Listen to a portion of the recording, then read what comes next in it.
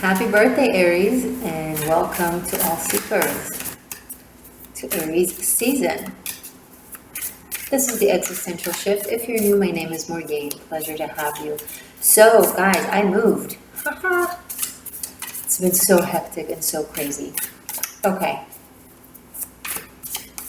So, the new moon in your sign, and everyone is saying to initiate, to move forward, to ignite, to go after, and it's true.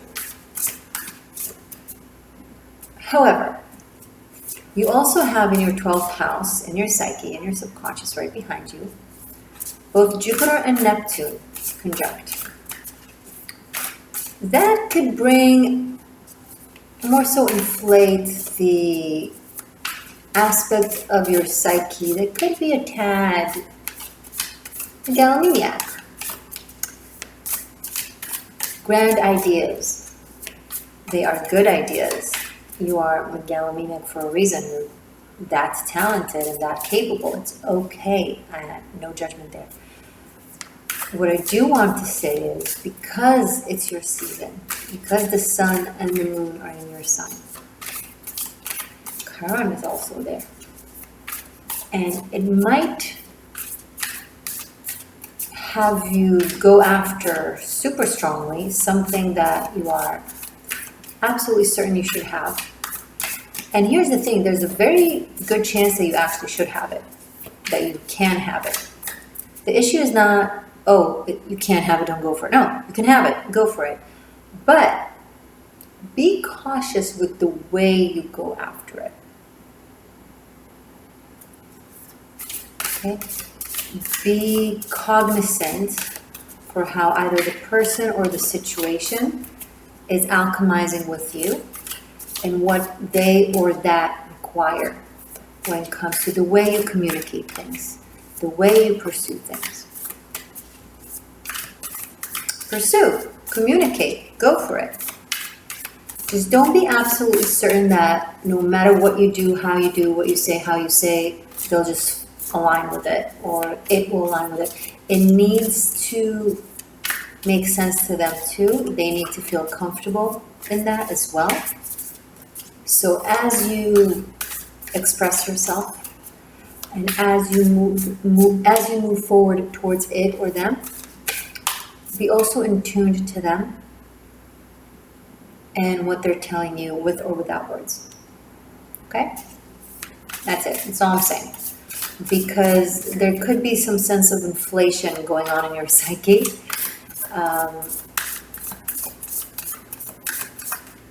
When it comes to love, I actually do think you can be self-assured and go for things. My cautionary speech is more so in regards to, say, cooperations, work, etc. 10 of Swords, I'm using the Light Seers Tarot, by the way, and 3 of Wands.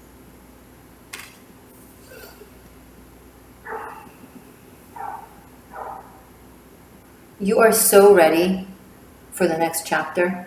It has been such a long and painful journey, and you have done so much, and you've overcome so much, and this is your season to go for the things you want to go for without everything holding you back. And I really love the imagery here, and how they came right after the other. See how there's this really nice flow from the earth that she stands on to the surfboard that she holds? It's like something has died, something is gone, you're moving away from, you're turning your back to it, whatever it is. And there's something that you're heading toward that you know is right for you.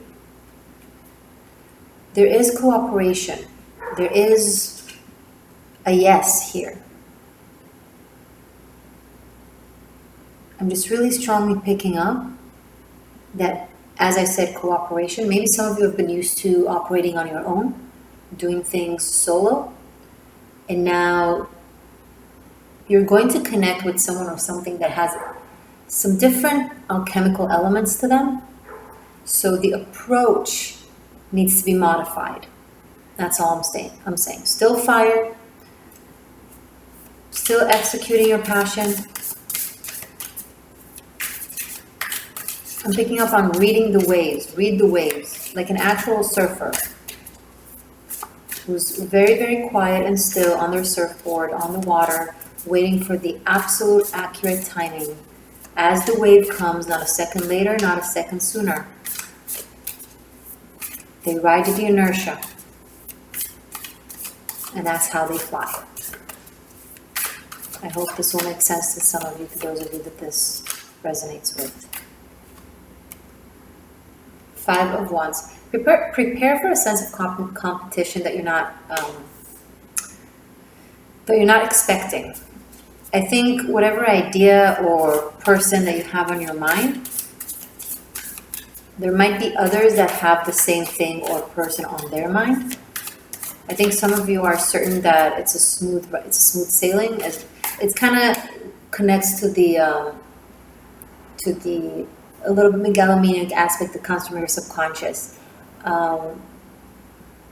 Again, it could be yours, but if you take it for granted and think that your word is their command or something like that, you'll find out that they or it have more option, right? If it's a job situation, they have more candidates. If it's a person, they have more suitors, and so on. So again, great potential. You're on the right track. The answer is yes. However,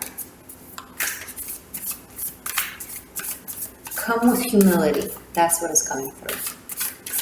And creativity, I'm picking up also. There needs to be a creative approach, an out-of-the-box approach. You need to approach this person or situation in a way that is a little bit different. Queen of Wands and the Empress. Yeah, this is someone very, very, very unique, very powerful, very energetic, very lively, commanding of energy, commanding of creation. This is a multitasker, someone who creates things like a lot. They're very, very creative. They're able to do a lot of things at once, and every single one of the things that they do seems like it's the only thing they do because they do it really well.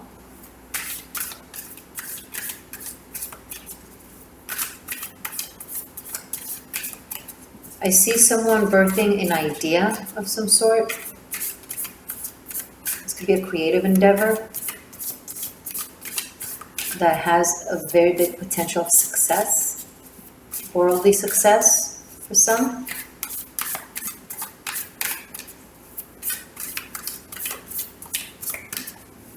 For some of you, the full moon in Libra that we have mid-month is going to bring some kind of abundance or recognition.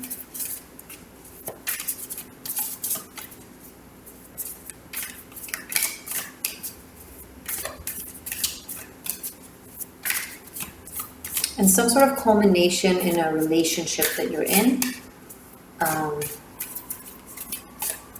or a cooperation of some sort, or a partnership. I see something to do with femininity for you women out there. Really reach out to your inner Taurus, to your inner Venusian energies, and Libra across from you.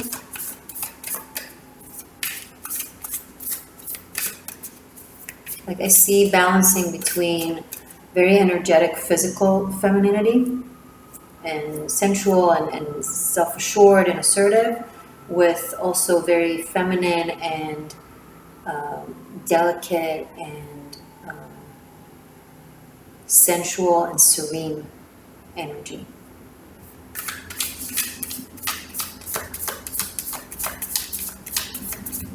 Some of you are dealing with a fixed sign, possibly Leo or Taurus. Show me more, please.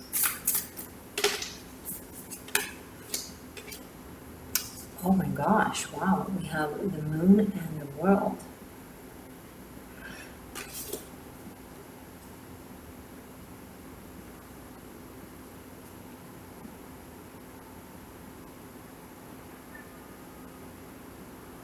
It's like, especially after the Empress, Some of you are birthing something that you've been in the making for a very long time. You've been creating, manifesting something that you're going to pursue, and it's going to be big. For some of you that it applies for, it's going to be international. And something to do with the psyche or secrets or manifestation, creation, magic. There's a lot of magic on the table. There's sacred geometry, there's the full moon. The ocean is coming through very strong. I see integration between two very different things. Some of you are succeeding in integrating between the lobes, the right and the left lobes of the brain. I believe that the path to God is the path of integration, right?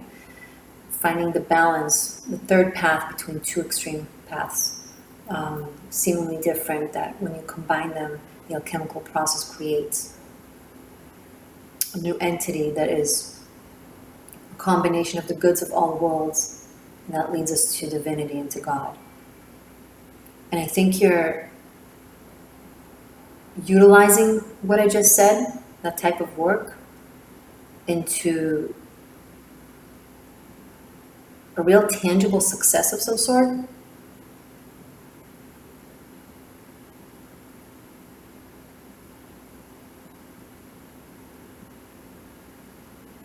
And it's like finding balance through the confusion. It's like through the something that is seemingly separated, there's unity. So it's almost like you had to leave something in order to find it, or someone had to leave in order for you to connect with them.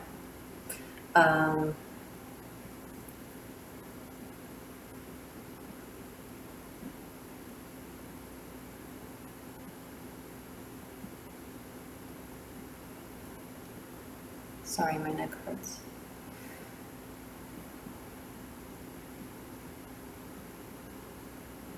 Something with sacred geometry is coming up. With I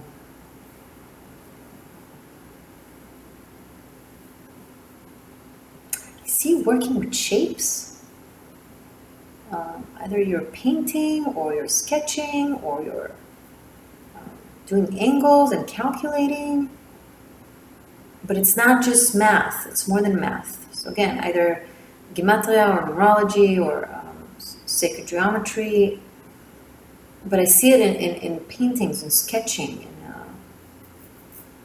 you put it on paper somehow. Or maybe you're building it. Maybe you're organizing your room based on it. Could apply to feng shui, but I'm seeing real geometrical shapes. But also working with the moon somehow. Okay. I see costumes, like theatrical costumes, but something futuristic, something different. Maybe you're a designer, maybe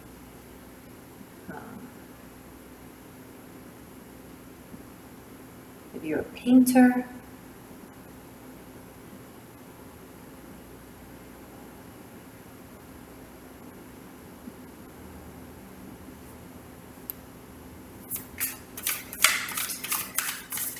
If you understand what I'm talking about for you, please share. Show me more, please, for Aries. For April.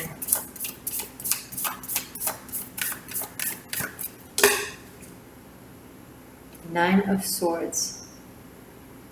So we had the 10 of Swords in the beginning. Now we have 9 of Swords. These ravens. I'm drawn. This one right here, that is see-through or white.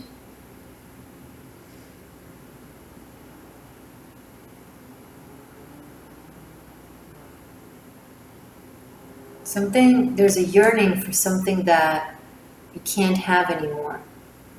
That was passed on.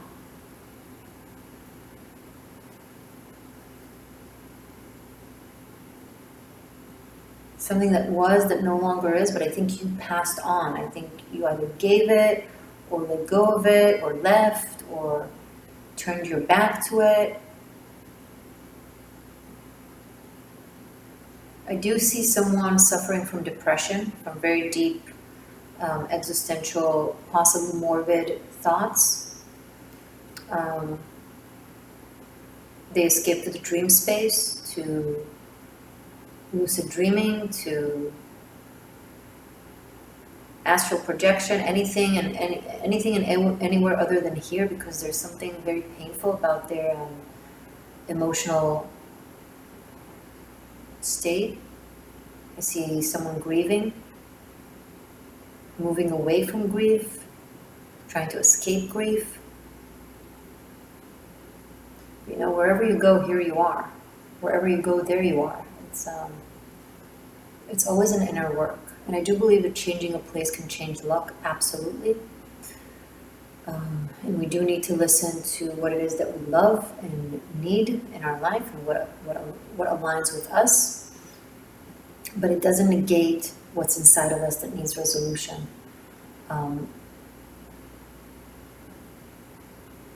I feel like someone just gave up everything, just gave absolutely everything and did something very, very different, very brave possibly. And the month of April brings the emotional, psychological challenge of, you know, coming to terms with it.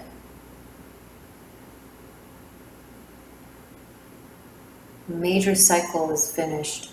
And, you know, it's even when we're walking away from something painful that we need to walk away from, it doesn't change that we need to grieve it, that there's room to grieve it, that, you know, you were in a certain place, in a certain situation, with a certain person, in a certain anything really for as long as you have. And walking away, even if it's the best thing, it always comes with a sense of pain and questioning and doubts. But the world here and the Empress shows like that it's in pursuit of abundance, that it's in pursuit of expansion. But I see it, if it's you then, or whoever this is, they had to give up a piece of themselves in order to expand to something greater. And I think that piece of themselves is what they are grieving, or you are. It's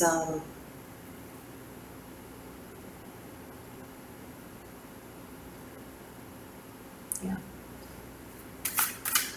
Show me more, please, from the Aries Seekers for April.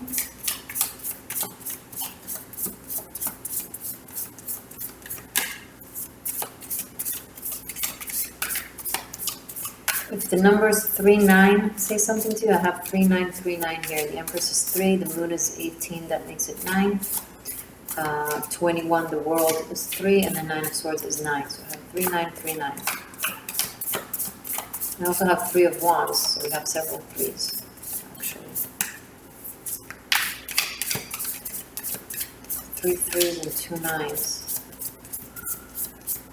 So it's almost like 3 9s, 999. Sorry if it sounds like gibberish to some of you, but it just connects to the sacred geometry.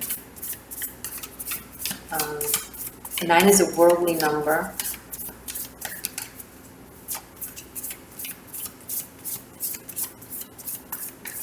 It's an international public speaker kind of number, but it can also be a very lonely number.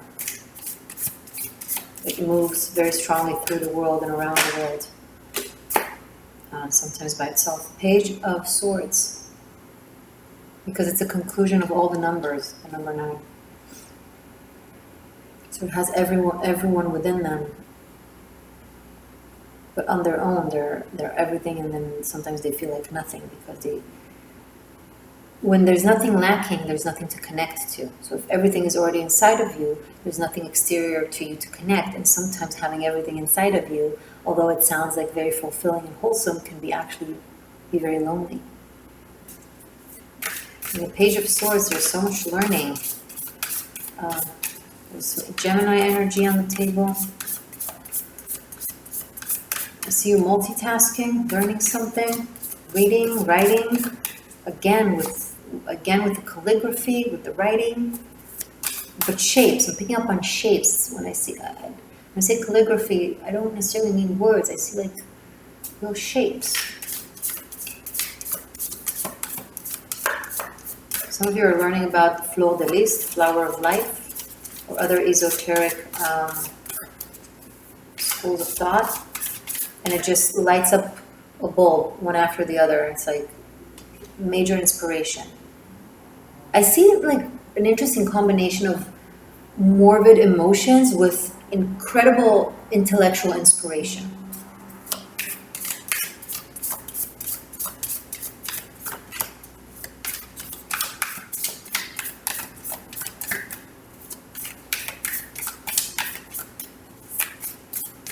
What else? The Hangman. Okay. Another 3 because it's 12.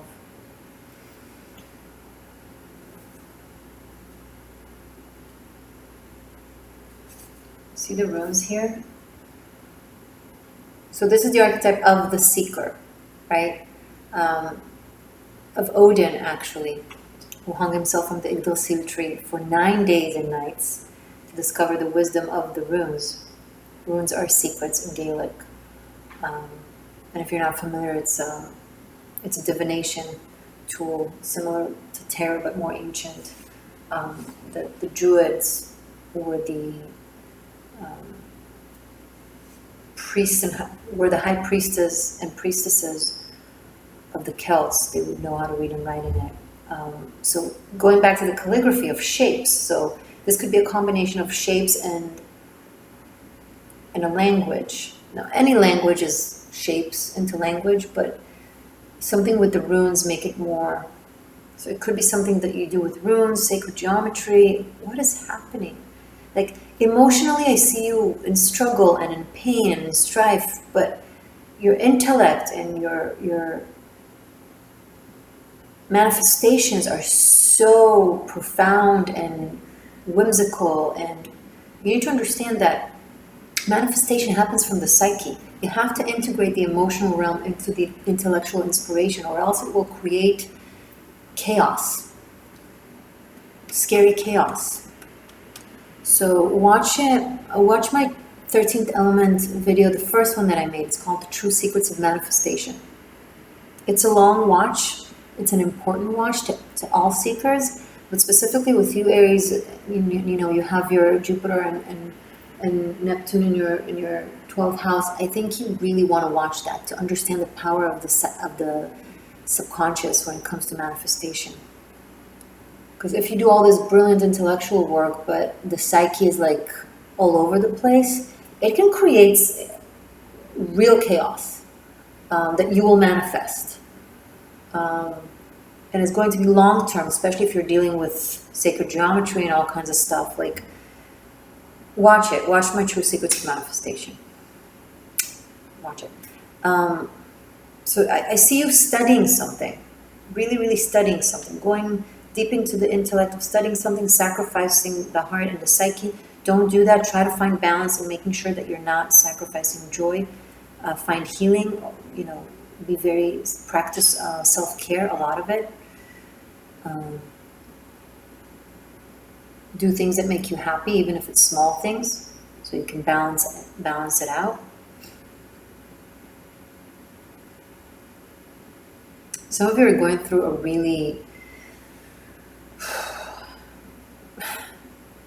in-depth journey of growth, and it's taking you to your path. Like you're really being put on your path when it comes to your abilities, actually, because I think a lot of you have been dealing with so much gunk in the truck. Karma, cycles, complications of life, things that you had to deal with. You didn't really have room, even if you thought you didn't have enough room to really work on your skill and talent, even more than what you think you have. And now it's all coming up to the surface, because I think with the Ten of Swords, we started off with that, like, you put a lot behind you, There's still residue here with the moon and the Nine of Swords, okay, but most of it you've put behind you, so your spirit, your own higher self is like, okay, there's emotional room to explore the magic, right? So make sure you're on top of the emotional residue and you don't shove it or shun it or ignore it. Rather, talk about it, express it, work with it. Okay, I'm going to continue this reading as an extended. It will focus on your love life. I will do it right now. You can find it on Vimeo and on Patreon. Please check out Patreon, and thank you to all my patrons, because over there you have all the extended plus a lot of VIP content. So it's fun for you and it's super helpful for me and to the maintenance of this channel. But if you just want your extended for Aries, you can find it separately on Vimeo. No problem. And that's it. I love you guys very much. Check out Tarot Masterclass Bunkai. And I'll see you really soon. Bye for now. Happy birthday.